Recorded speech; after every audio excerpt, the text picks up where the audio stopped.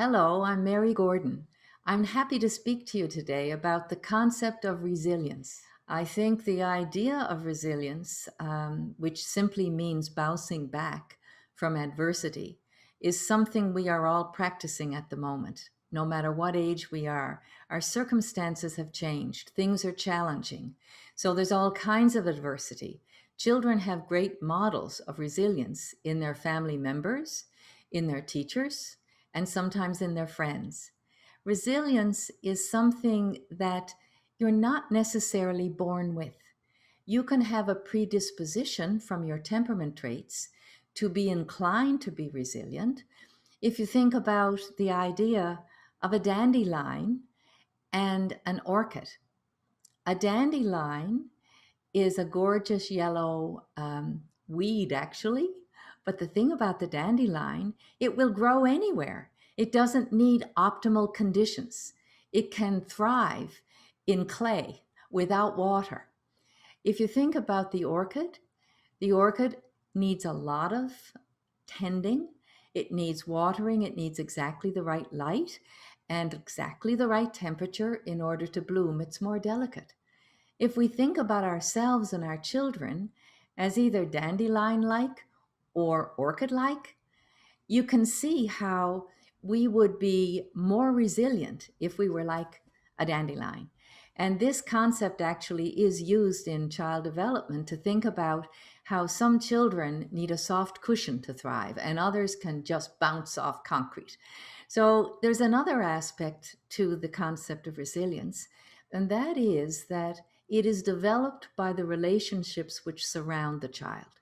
And I'm talking about parenting, teaching, their friendships, that it is relationships that help us learn how to cope.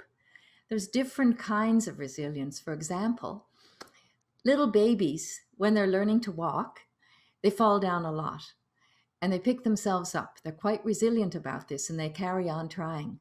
But later on in childhood, there appears to be a difference in children. Some little children, if they hurt themselves, it takes them longer to bounce back from that. Other children will just pick themselves up and carry on like the baby. Then there's a kind of bouncing back from adversity, and that adversity might be school. That if a child experiences a real setback in their marks and they're very upset about it, it can take some children a long time to bounce back from that disappointment. And others just pick themselves up and say, I'll try harder or I made a mistake. Then the idea of having hurt feelings. Some children are deeply wounded by hurt feelings and it takes them a while to recover.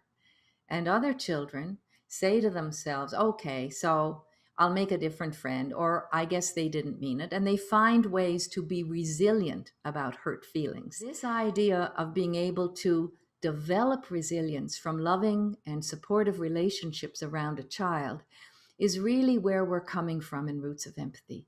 Because yes, you may be predisposed to be more resilient, but if you're not, it's not a character flaw. And it's up to us as parents and teachers and members of a community to make sure that every child has the circumstances to thrive. And that's what we can do. So I would just like to say, take care of yourself. And then the way you take care of yourself will help your children take care of themselves and be more resilient.